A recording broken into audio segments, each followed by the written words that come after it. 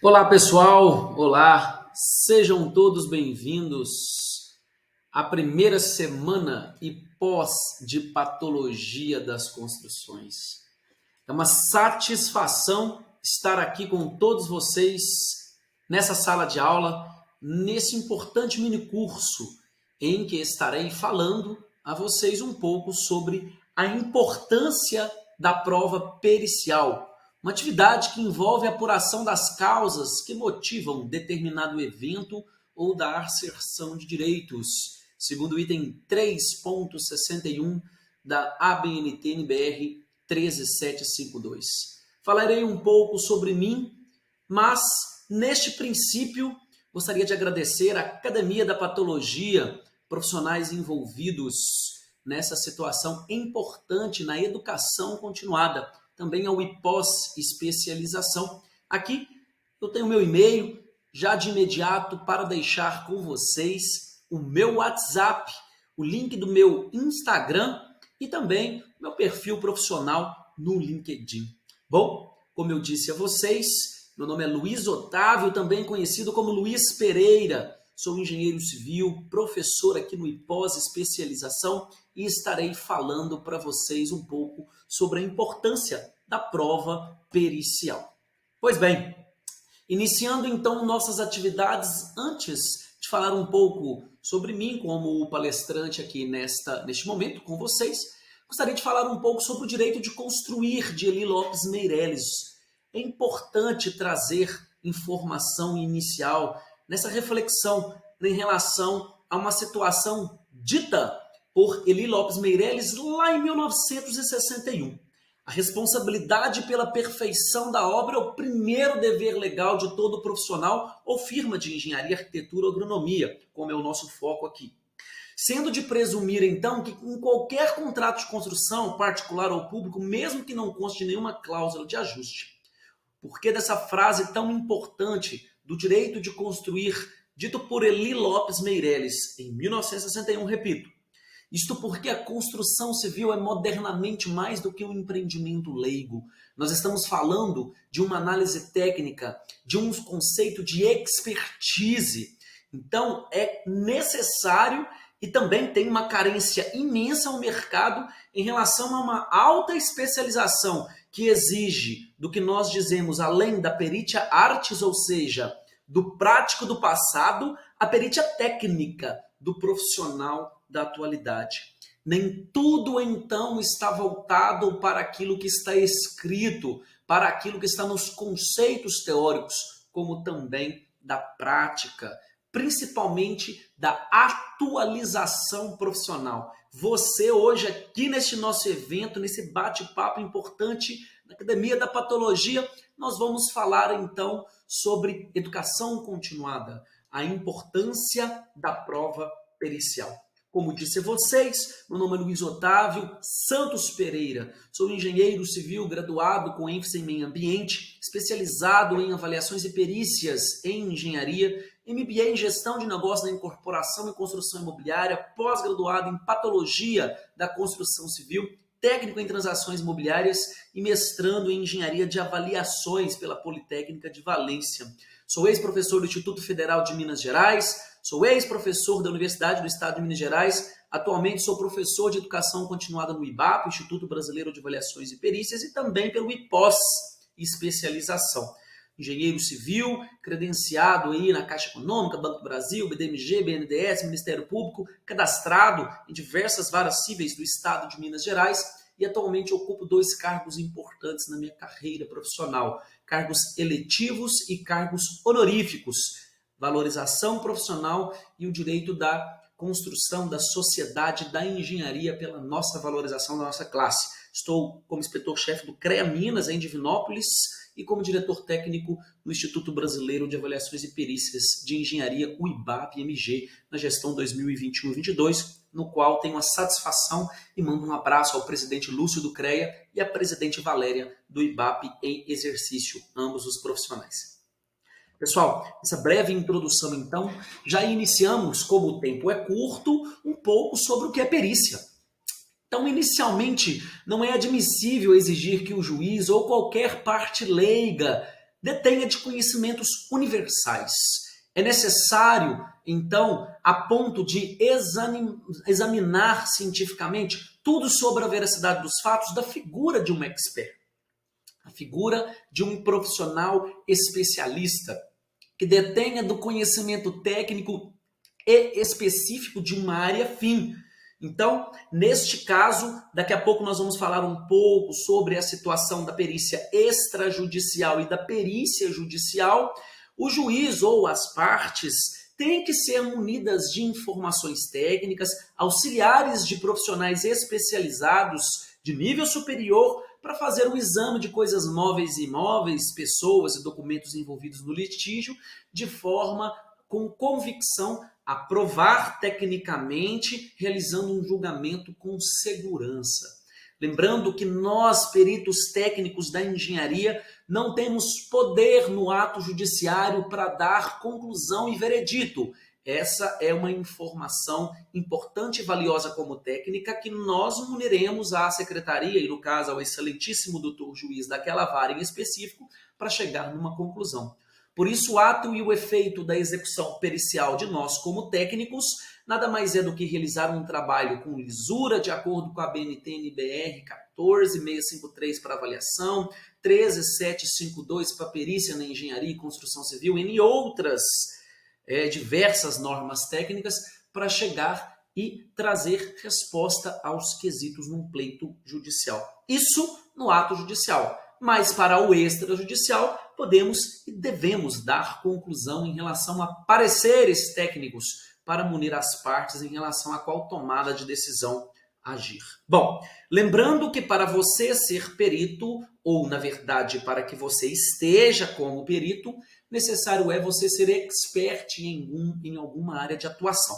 Por isso é importante eventos como este, em que você se especialize e esteja apto a atuar com precisão, com propriedade, a sua carreira profissional, a sua atuação dentro de uma atribuição. Lembrando que há uma diferença entre ter atribuição e ter conhecimento técnico, que nós chamamos de qualificação. Atribuição você requer com uma graduação e a qualificação com educação continuada. Então, na necessidade, na configuração de um produto, um laudo técnico, uma peça técnica que vai instruir as partes ou o juiz, surge então a prova pericial como meio de suprir o juiz ou as partes envolvidas da sua carência de conhecimento técnico para a solução de pleitos, sejam eles judiciais, como é o nosso caso, ou sejam eles extrajudiciais. Segundo Marcelo Mendonça, lá na página 13, em 1999, no seu livro, abro aspas, a perícia tem por finalidade suprir o julgador das informações técnicas pertinentes à questão, ou seja, à formulação de juízos de fato. Objetivo é verificar, certificar e averiguar os fatos técnicos inerentes à situação em tela. Fecho aspas e corrobora com a nossa fala em relação à expertise, a ter qualificação. No ato do capítulo 2, nós vamos falar da legislação para a engenharia e no 3 para a arquitetura. Na engenharia, a Lei 5194, de 24 de dezembro de 66, que é a legislação que regula o exercício das profissões das engenharias, geociências e da providências, nós temos lá no artigo 7º da seção 4 das atribuições profissionais, avaliações, vistorias, perícias e pareceres na letra C. Já na resolução 218 do CONFEA, nós temos lá na atividade 6 do artigo 1º, vistorias, perícias, avaliações, arbitramentos, laudos e pareceres técnicos. Para a arquitetura, os arquitetos, na Lei 12.378, instituída em 31 de dezembro de 2010, no seu artigo 2º, lá no inciso 6º, nós temos vistoria, perícia, avaliações e etc.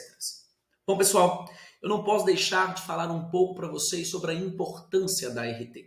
A notação de responsabilidade técnica nada mais é do que, além de um documento legal, aquilo que traz responsabilidade civil e criminal diante de um trabalho que está sendo executado por um profissional legalmente habilitado.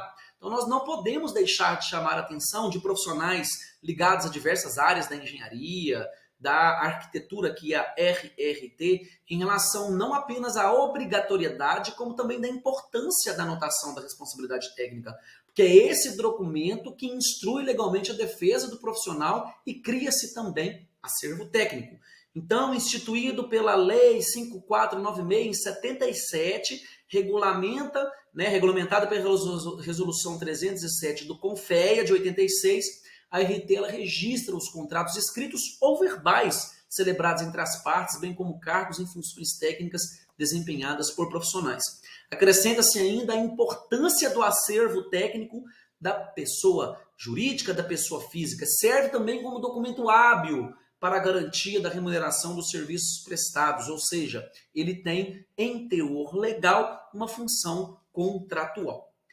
Pessoal, falando então já nessa parte introdutória, o perfil do profissional para atuar nesse ato investigativo da análise de manifestações patológicas em obras civis, no processo de recuperação, nas diversas áreas e esferas de atuação da engenharia diagnóstica, da engenharia legal, da prova pericial, o produto final na entrega de um litígio, aí nós temos algumas situações importantes e relevantes. O profissional tem que ter espírito investigativo, paciência, comunicabilidade, sociabilidade para atuar com pessoas de diversos níveis sociais e culturais, liderança para bem orientar os demais membros da equipe, principalmente para poder lidar no ato da perícia.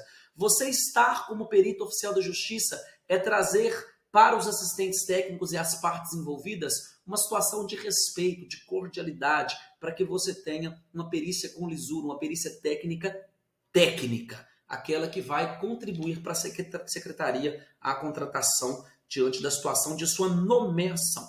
Serenidade para manter a calma em situações de conflitos, senso de observação para explorar todos os fatos técnicos necessários e principalmente disposições físicas, pois as vistorias exigem vigor.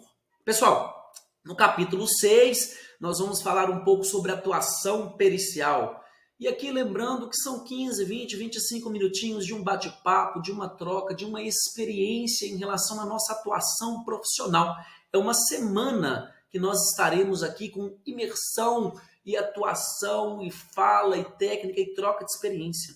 Mas, obviamente, dentro do IPOS Especialização da Academia da Patologia, você vai encontrar cursos, eventos, seminários. Está vindo aí a Semana da Academia da Patologia para falarmos mais profundamente, com propriedade sobre essa matéria.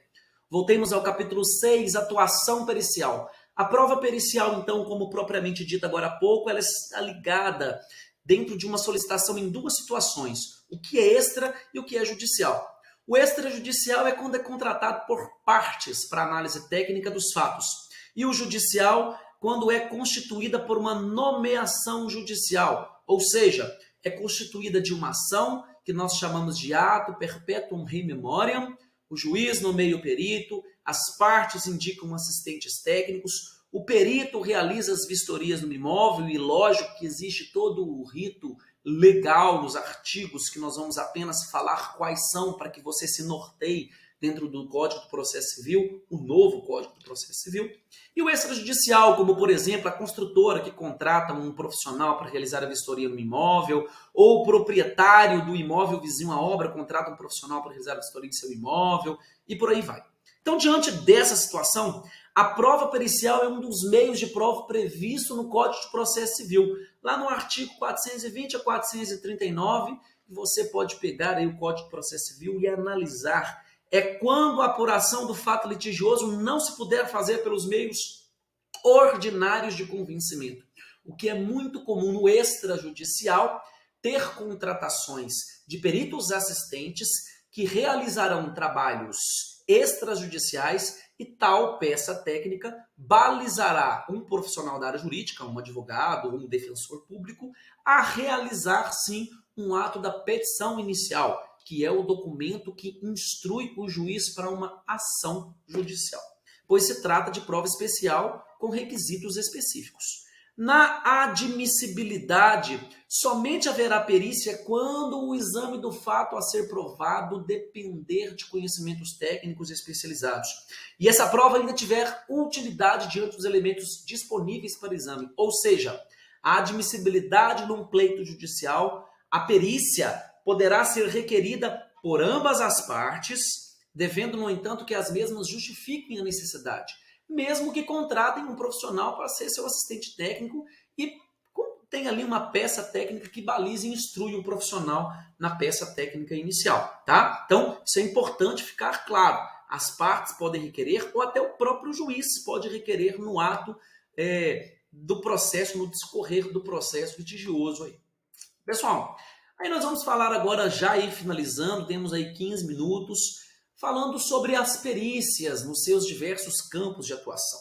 Bem brevemente, bem sucintamente, resumidamente, para deixar com aquele gostinho de quero mais, para que você possa vir até a nós aí para se especializar. E pós-especialização, Academia da Patologia. Sempre importante essa educação continuada.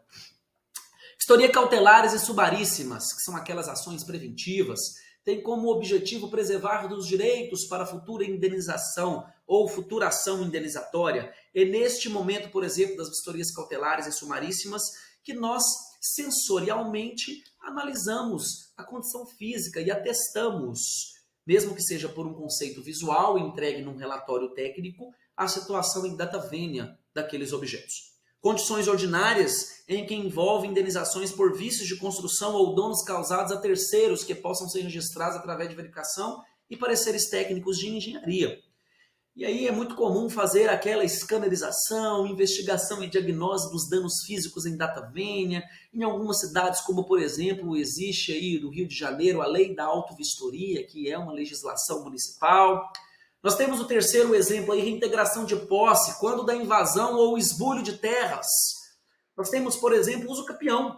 Ocorre em casos em que a posse do imóvel é caracterizada por um longo período, 5 anos, jurisprudência de 10 anos, e torna necessária a avaliação de um perito sobre o que é de fato usufruído pelo requerente. Algumas perícias de processo construtivo, outras perícias demarcatórias, outras perícias de topografia, outras perícias de avaliação. Por isso, dito atrás, e repito, que grande parte, ou se não todas as partes em que envolve perícia, carecem então, e é necessário, da expertise, da sua atuação como profissional.